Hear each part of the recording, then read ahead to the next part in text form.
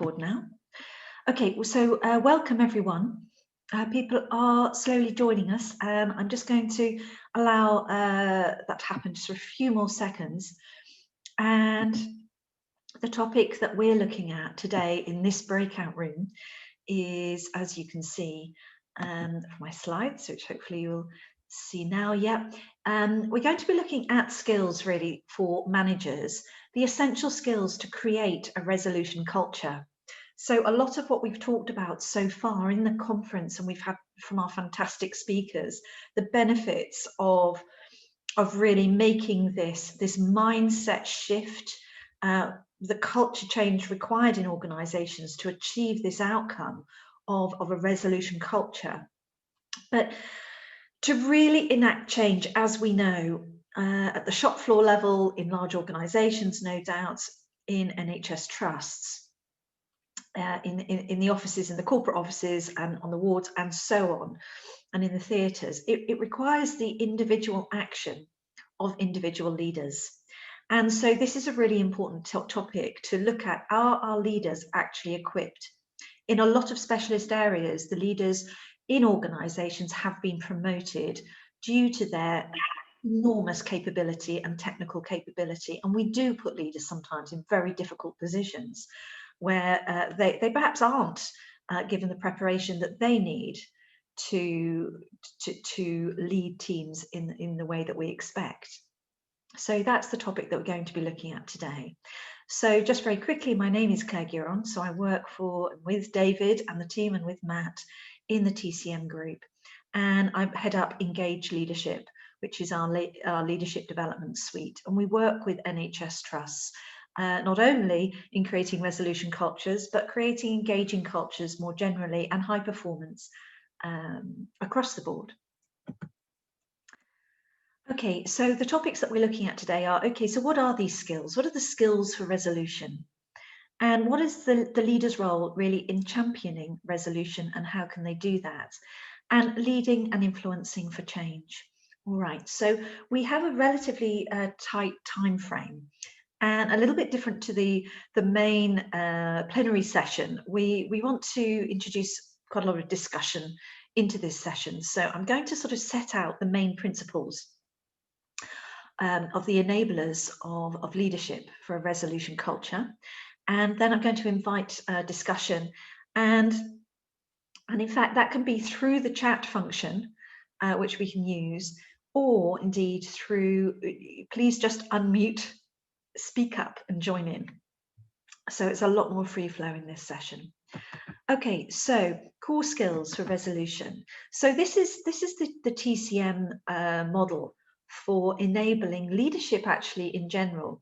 So we use this model particularly for change and crisis management, and for any major change program, of which resolution is no doubt one of them, and often is the result of organisations having experienced significant change and difficulty.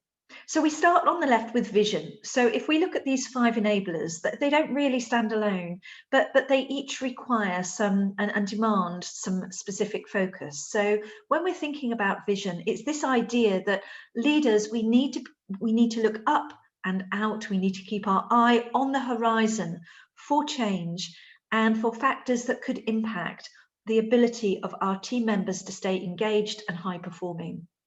We need to not only look and see it and create the climate, but we need to actually try and scan that horizon, keep our eye on the horizon, and interpret that for our teams and make that a positive vision of the future, create a compelling vision. So leaders do that in many different ways, through storytelling, as no doubt you know, through just regular, it's the everyday visionary leadership. It's not the standing up and giving speeches, but it is standing by somebody's elbow and actually reminding them of why we're here, what we're doing, and why what they're doing is so important to the achievement of our purpose. Keeping people connected with that future and changes that you see on the horizon. So a leader creates enormous amounts of resilience through this. Uncertainty is very damaging to our ability to perform be the best version of ourselves, as David said. So vision, keeping that clarity around what's coming up in the future, creates resilience. It's that strength that we have to carry on. Really importantly, during times of crisis and change, and it's no different if we're introducing a new policy such as a resolution approach to dealing with conflict, we sometimes go into a mode where we forgive ourselves for perhaps not aligning with our values as well as we would do in normal circumstances. It's that idea that, well, business as usual doesn't apply. And therefore, for whatever reason, I will let you off the hook for your behavior that doesn't really align with values today, and also myself. So yeah, well, it's been a busy day. It's a hard time at the moment. And yes, we need to have that forgiveness, and we need to confront when we haven't had behavior aligned with our values. But we also need to aspire, even under difficult circumstances, to maintain those really positive behaviors. And that's what resilience is about. It's being able to carry on, being able to work at our best, but still maintaining, for example, and very importantly, compassion. So extraordinary circumstances demand even more compassion, and they demand us to live aligned with our values even more than business as usual. This helps people stay engaged. It gives them a sense of trust and certainty. So I've mentioned clarity. Clarity, along with vision and resilience, is so important. We need to make sure that we're accurate in how we translate what's going on around us. And what Chris was saying about some of that, the misconceptions, how we sometimes don't perceive accurately. We can't be clear about what's going on if our perception is wrong. So clarity is more than just what we say and how we say it and what we communicate. It goes right back to how we perceive as well. So leaders' ability to accurately read situations, this is a skill, and it's a skill for leadership.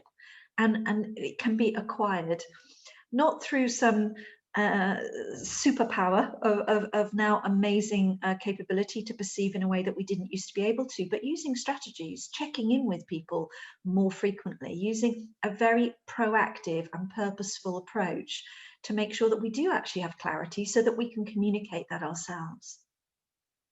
The fourth pillar here in our leadership skill enablers is agility. Now, in a clinical setting, I don't think really I can teach leaders in a clinical setting very much about having to change approach in response to circumstances. That agile, dynamic decision-making capability must be a core competency of people working in a healthcare setting, where change in circumstances and factors which affect outcomes, where that change is just the norm. But in fact, strangely, when we come to the management, if you like, the organization of business or organizations, we're hesitant to change our mind. We're hesitant to change, to react to circumstances. We fear that will damage clarity. And in fact, of course, it doesn't. If we need to change our minds, if we need to react to new circumstances, it's better that we do that in a logical way as soon as possible. And there are ways of doing that. There are ways of doing it that which we have a framework called the dynamic decision-making model in TCM. And what that allows leaders to do is really check themselves on whether they are reacting appropriately, whether their decisions will be able to stand up to scrutiny in future. And so we promote agility and dynamic decision making. We don't shy away from it, but what we do is we have a slight health check around that. It needs to be done using a framework to ensure that we're not just being overly reactive and short-termist. So agility is our fourth enabler. And finally, compassion. I mentioned compassion with respect to resilience, but it is so important. In fact, cuts through all of these. So we need to use our values to challenge our decision making, and it is something that's seen as soft and fluffy, and in fact not on a par with all of those other important skills that we need to do our jobs, those hard skills. And yet a compassionate leader can achieve so much more in terms of engagement, return on investment in any initiative, if they are compassionate in how they approach change, how they manage people through change. Okay, so I would just really like to welcome some comment on those 5 enablers from the group, please, and what you've seen in your own organisation settings that might relate to some of what we've spoken about here. Please do speak up. It doesn't need to be through the chat function. So,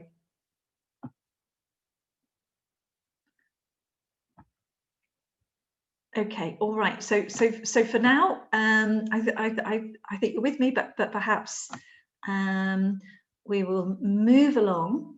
So these 5 enablers, we obviously work with leaders on, and we see when perhaps do a diagnostic assessment of how an organisation is implementing change. We look at leadership effectiveness. We would look at these 5 areas, and where there are weaknesses, we'd probably hone in on one of these areas being slightly lacking in competency, or perhaps just coherence in how a leader is behaving.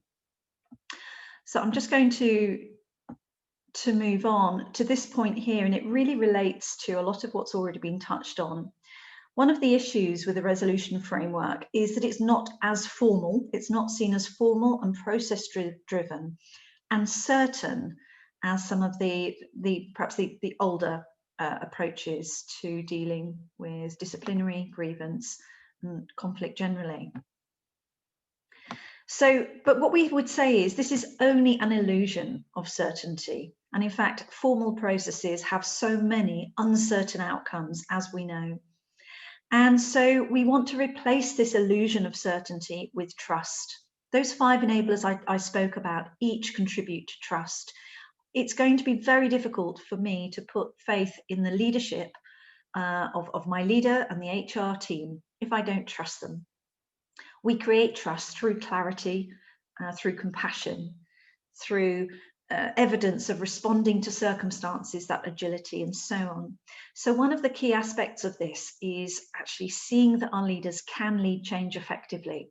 I'm going to be prepared to put my faith in a system which requires enormous change if I've seen change happen effectively before. As leaders embrace a new program of change, it's really important here that they're providing this clarity and visionary leadership, particularly on the principles of the change. So in this case, the principles of resolution, that they can articulate benefits, and being able to do that, as Charlotte was speaking about, in an evidence-based way, preferably. And then be able to explain to me, okay, what are the steps? What's the pathway for me to get from where I am now to where I'm going? We then need to see our leaders actually be capable of doing this. So the change in the policy and in the overall organisation approach is fantastic. But can I actually trust that when my leader is speaking to me, to our team in conflict, or to others where I see the damaging effect of conflict, do I actually trust that they can handle it, that they've got the skills? And I think in many cases, and most people prefer not to have difficult conversations. They are things that none of us would put our hands up and say, I absolutely love having a difficult conversation. And yet there are ways of doing this to structure good conversations so that we approach these really confidently, and we move towards a positive outcome with confidence. So throughout the process, I don't feel that I'm left in an uncertain place in the conversation, that in fact I'm being guided through with a certainty that I am going to get to a better place. The conflict might not be resolved in its entirety, but I'm going to come out of this situation, out of this discussion, in a much better place than I went in. So that confidence that I have in my leaders' change management capability and their ability to actually deal with conflict on a one-to-one or group level basis, these are 2 really important skills. And then the other is this, what we would call the art of dialogue. This is the capability to bring people from teams together to actually resolve issues, to work really optimally. It's that synergy when you see teams that can work really in a very supportive way.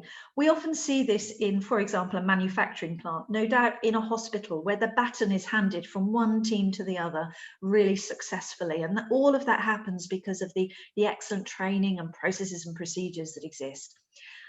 When a leader is trying to introduce a change and really handle conflict in an organization is a really good example, being able to handle that well. We need to have faith that they can actually work across boundaries, that I can be represented well to my colleagues, not just in my team, but across the organization generally, and that our team is well supported, that team over there doesn't have a competitive advantage, if you like, because of their leader's capability versus the capability of the leader of my team. So we call this the art of dialogue, and this actual positive approach to really nurturing team collaboration across boundaries and not stepping back from it. And then finally, this skill of actively managing conflict resolution. So a manager is looking for where conflict exists, they're engaging in it in a timely and early way, and being able to actually promote a trust and an assurance that a positive outcome can be found. Because it's not wishful thinking.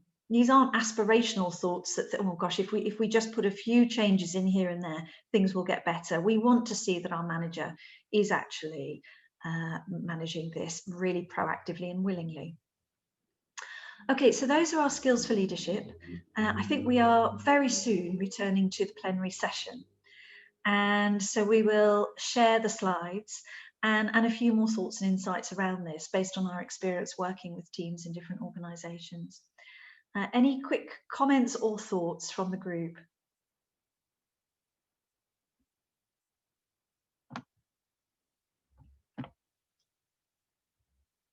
Can I ask maybe one or two of you just to share an experience of whether you have worked with a leader who is proactive managing change? James, yeah? Yeah, I think I'd say the most important thing is just being able to listen first. And I think that's for me what compassion fundamentally